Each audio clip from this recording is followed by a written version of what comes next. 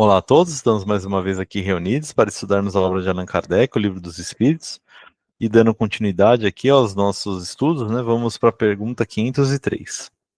Sofre o espírito protetor quando vê que seu protegido segue mau caminho, não obstante os avisos que dele recebe?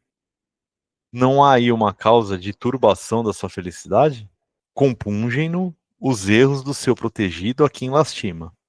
Tal aflição, porém, não tem analogia com as angústias da paternidade terrena, porque ele sabe que há remédio para o mal, e que o que não se faz hoje, amanhã se fará. Pergunta 504. Poderemos sempre saber o nome do Espírito, nosso protetor ou anjo de guarda? Como quereis saber nomes para vós inexistentes? Supondes que espíritos só há os que conheceis? E tem um complemento. Como então podemos invocar se não o conhecemos? Dai-lhe o nome que quiserdes, o de espírito superior, que vos inspire simpatia ou veneração. O vosso protetor acudirá ao apelo que com esse nome lhe dirigirdes, visto que todos os bons espíritos são irmãos e se assistem mutuamente. Pergunta 505. Os protetores que dão nomes conhecidos sempre são realmente os espíritos das personalidades que tiveram esses nomes? Não.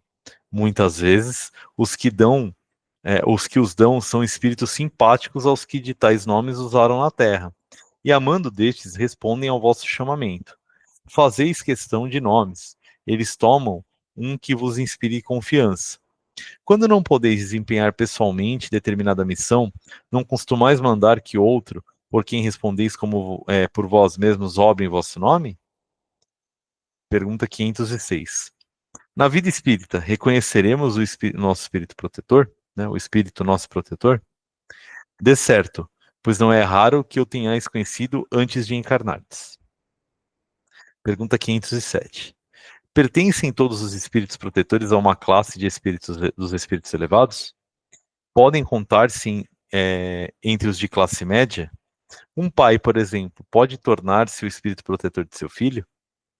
Pode, mas a proteção pressupõe certo grau de elevação e um poder ou uma virtude a mais concedidos por Deus. O pai que protege seu filho também pode ser assistido por um espírito mais elevado. Pergunta 508. Os espíritos que se achavam em boas condições ao deixarem a Terra sempre podem proteger os que lhes são caros e que lhes sobrevivem? Mais ou menos restrito é o poder de que desfrutam. A situação em que se encontram nem sempre lhes permite inteira liberdade de ação. Pergunta 509. Quando em estado de selvageria ou de inferioridade moral, têm os homens igualmente seus espíritos protetores? E assim sendo, esses espíritos são de ordem tão elevada quanto a dos espíritos protetores de homem muito adiantados? Todo homem tem um espírito que por ele vela, mas as missões são relativas ao fim que visam. Não dais a uma criança que está aprendendo a ler um professor de filosofia. O progresso do espírito familiar guarda relação com o do espírito protegido. Tendo um espírito que vela por nós, podei tornar-vos, a vosso turno, o protetor de outro que vos seja inferior e os progressos que este realize, com o auxílio que lhe dispensardes, contribuirão para o vosso adiantamento. Deus não exige do espírito mais do que comportem a sua natureza e o grau de elevação a que já chegou. Então, o que é trazido para a gente, né?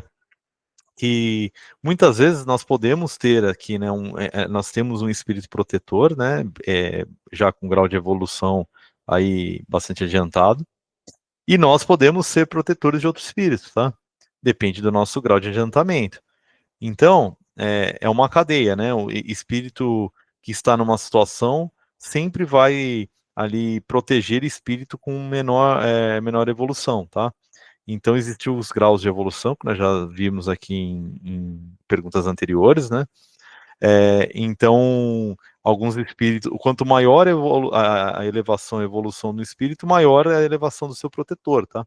Isto é porque não faria sentido um espírito de menor evolução proteger um de maior, até porque o conhecimento, qualidades morais já estão mais adiantados naquele outro, né?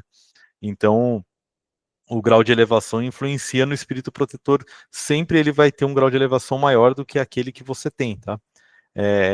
E a missão dele é te ajudar a evoluir e te ajudar ali nas lições que você vai ter. Muitos espíritos após o desencarne acaba que a gente reencontra com eles, e mesmo antes de encarnar, a gente já provavelmente já conheceu ele antes da nossa encarnação atual, tá? Então a gente acaba reconhecendo eles, tá? A gente não precisa atribuir um nome ali, não tem, eles não são de identificação, tá? Porque todos somos irmãos, todos somos filhos de Deus. Então, se orarmos ali pedindo o vosso aconselhamento, vossa proteção, ele vai nos atender, obviamente, não atender os nossos pedidos, mas atender a proteção que a gente está pedindo ali, tá? Porque ele é um enviado de Deus naquele momento, tá bem? Então, por hoje é isso, que a paz de Deus e Jesus fique com todos, graças a Deus.